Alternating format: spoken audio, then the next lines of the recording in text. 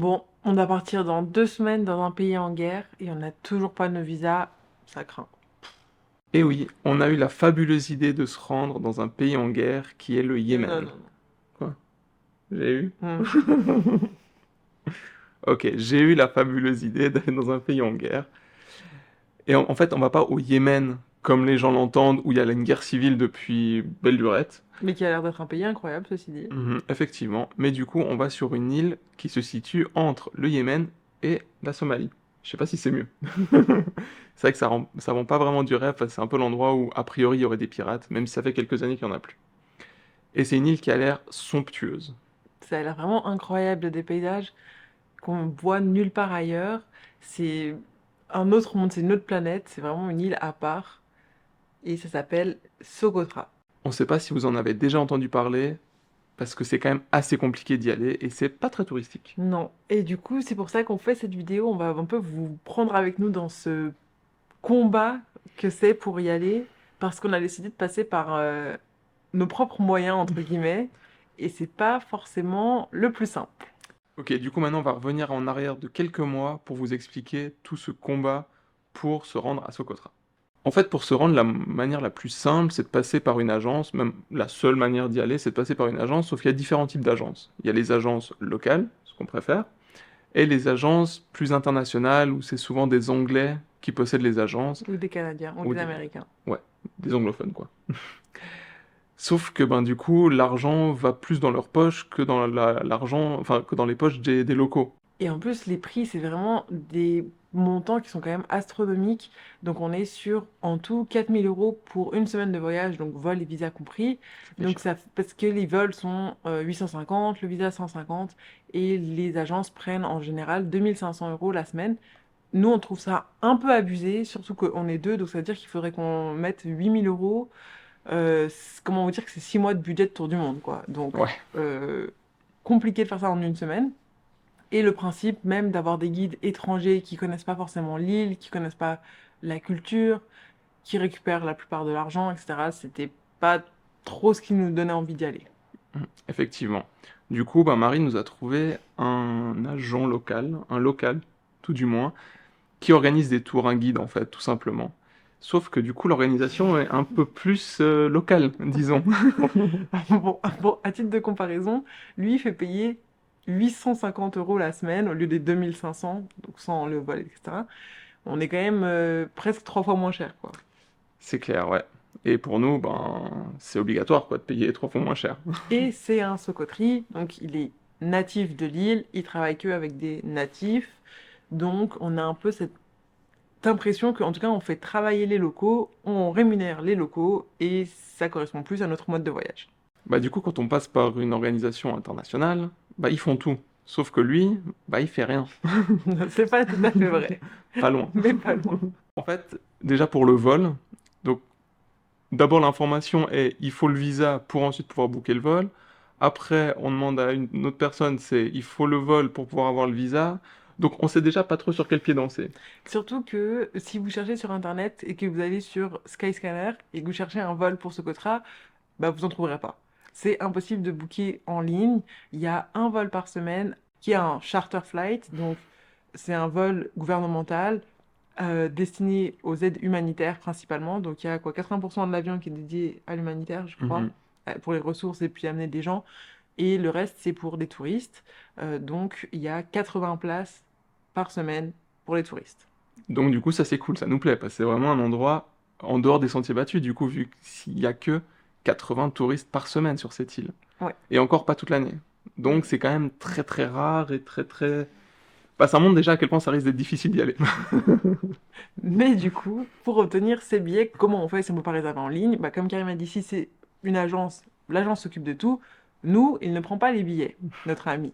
Donc, il m'a donné le numéro d'un ami à lui qui gère les billets d'avion. Je n'ai toujours pas compris s'il travaillait là-bas ou pas, je ne sais pas trop. Le fait est que donc on a échangé sur WhatsApp. Il nous a donné des coordonnées bancaires. On lui a transféré 1 600 balles. à il y a de quelqu'un qu'on ça ne quelques connaît mois. pas. Ouais, ça fait déjà quelques mois. Bon, on a reçu, après une semaine, on a quand même reçu un PDF. On a reçu un PDF de nos billets, mais il y a quand même au fond de notre tête ce doute de se dire est-ce que ces billets sont valables? Et ça, on saura que le jour Bah, du quoi, à départ. l'aéroport, en fait. Peut-être qu'on va arriver comme des cons. On va dire, mais il n'y a pas d'avion. Donc ça, voilà. Et ensuite, donc, cette personne m'a proposé de nous faire le visa, alors que notre guide nous avait aussi proposé de faire le visa, et on a dit non, non, mais du coup, on fait avec le guide. On aurait peut-être dû faire avec l'autre personne. Ouais. Parce que du coup, ça, c'était en Décembre. décembre, début décembre. Parce qu'on a, non, ouais, mi-décembre, on a reçu pour Noël les billets. Et là, on est le 13 13 février. On est censé partir le 28 février, donc dans pile 2 semaines, et on n'a toujours pas de visa. Le monsieur d'abord avait dit à Marie le 7 7. février qu'il s'en occupait. Marie l'a relancé hier. Il a dit oui, oui, t'inquiète pas, Je semaine commence prochaine. cette semaine. Je commence cette semaine. Déjà, comment on commence un processus de visa? Et en fait, pour embarquer, évidemment, il faut avoir un visa, hein. Donc, Ouais. j'espère qu'on n'a pas perdu 1700 francs. Hmm. Bon, bah, du coup, voilà pour cette intro, certes un peu longue, qui a débordé un petit peu, mais du coup, on vous prendra avec nous pour ces prochaines étapes. Si d'un coup on reçoit le visa, bah, on vous le dira. Et sinon, bah, on se retrouvera à l'aéroport pour Le vous tenir au verdict. courant de ce qui se passe. Ouais, bah, souhaitez une bonne chance, hein. Dans quelques jours. On est vendredi 24 février, on part mardi 28, et on a enfin reçu nos visas. Alléluia! Ah, quel Franchement, soulagement. ouais, on n'y croyait plus, hein. C'était fait à l'idée presque. Ouais, franchement, on s'était dit, bon, bah, on a perdu 1800 balles, quoi. Ouais, mais non, on a reçu un PDF de nos visas, une photo. photo de nos visas. On espère que ça suffira. Ouais, mais en plus, il s'est passé des... On a un peu eu un ascenseur émotionnel entre-temps, parce que mardi, Marie reçoit un WhatsApp avec les visas, sauf qu'elle regarde. Je n'étais pas française, j'étais francoise. Et je sais pas à quel point ils sont stricts et pointilleux sur les visas. Surtout Et qu'en du principe, coup, pour les ouais. visas, normalement, il faut que ça soit carré. Ouais, Quoi. faut pas qu'il y ait d'erreur. Et donc là, le numéro de passeport matchait, bon, nom, prénom et tout, c'était bon, mais nationalité francoise, pas top top. Du coup, il m'a refait un visa. C'est marqué nationalité française maintenant, alors que Karim, c'est marqué nationality Switzerland. Du coup, c'est pas très Je pense consistant. qu'en fait, il a repris ce qui était marqué au sommet du passeport. Quoi. Ça devrait passer normalement, on espère. Voilà, donc on se retrouve mardi matin au réveil. Lundi soir, pour peut-être les petites impressions, on verra comment on se sent. Les préparations avec nos valises et tout. Ouais. Parce que du coup, on a le droit qu'à une petite valise chacun, très peu d'affaires. Ouais, alors que normalement, là, on a 2 grandes valises. Et 2 sacs à dos. Oups. Ouais. Ça va être sympa. Voilà. On est dimanche 26 février, 19h30. Et là, on est dans un océan d'habits, d'affaires, de valises, de sacs. C'est un peu le Bronx parce que du coup, on part donc dans 2 jours. Et on ne sait pas trop ce à quoi on a le droit en termes de bagages. Donc on a pris 2 petites valises. Mais du coup, il n'y a pas tout qui rentre. Avec la caméra, le drone, etc. Du coup, c'est un peu compliqué. Donc j'ai écrit à l'airline. On verra s'ils me répondent ou pas. Souhaitez-nous bonne chance. H-12 avant le grand départ à peu près. On a pris la dernière douche chaude de la semaine. Peut-être encore une demain. Mais je crois que là, l'excitation, on est en train de prendre le pas sur la peur. Qui va à son contrat? C'est nous. C'est nous. C'est nous. Surtout que le gars de l'agence, donc Tani, était inexistant depuis très longtemps. Ouais, c'était pas la personne la plus réactive par message et du coup c'est la plus aimable. La plus aimable. Du coup c'était un peu stressant parce que il donnait très peu de nouvelles, très peu d'infos, fallait le relancer, etc. Et quand on se dit qu'en plus on passe pas par une grosse agence et tout, on commence un peu à douter de la légitimité du gars.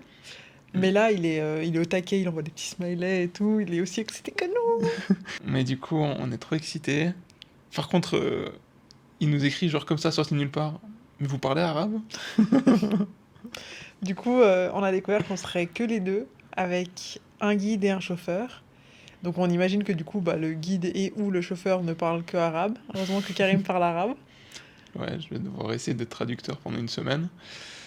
Mais bon... Moi, je me réjouissais quand même, enfin, j'espérais quand même qu'il y ait des gens avec nous parce que c'est toujours intéressant, surtout que c'est un endroit où il n'y a pas beaucoup de gens qui y vont. Je pense que les gens qui y vont, ça doit être des gens hyper intéressants, un peu dans le même délire que nous. Mais bon, du coup, tant pis. On essaiera de se supporter pendant une semaine. Ça va, on se supporte depuis 1 an en voyage. On jouera au Uno. Non, mais ça sera une occasion de parler avec des locaux, je pense, du coup, parce que le guide et le chauffeur sont locaux. Et puis, on ira sûrement à la rencontre d'autres personnes. On croisera peut-être d'autres groupes, parce que finalement, l'île, elle n'est pas si grande que ça. Et les choses à visiter, c'est un peu ce que font tous les tours. Exactement, donc on croisera peut-être d'autres personnes quand même. Probablement. On verra. Du coup, on se retrouve demain, peut-être dans l'avion, peut-être pas. Croise les doigts pour qu'on se retrouve, en tout cas après avoir fait passer, montrer nos passeports et devant la gate. Déjà, quoi. on espère qu'il y aura un guichet. Hein. On verra demain matin. Est-ce que Socotra sera indiqué sur les panneaux? Ah, Ça, c'est la question, en vrai. J'espère. On verra.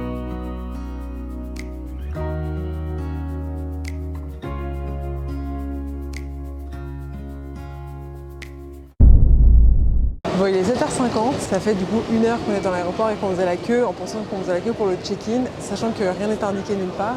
Finalement, c'était la queue pour vérifier qu'on était sur la liste. Donc on est sur la liste. Alléluia. Moi j'avais trop peur. Et là, on fait la queue pour faire le check-in. Et c'est affiché que notre vol part à 11h, alors normalement c'était 9h25. Et possiblement il y a 2 heures de retard. On verra, mais au moins le vol existe. Victoire! On a passé la sécurité, on a mangé un petit truc, on a nos billets d'avion et ça, franchement, c'était pas gagné. Du coup, on n'a plus qu'à attendre. Parce que ils nous ont dit de venir 3 heures avant, donc à 6h25 on était là, pour finalement partir à 11h, peut-être. C'est un peu long, on est éclaté, mais on est trop excités d'y être.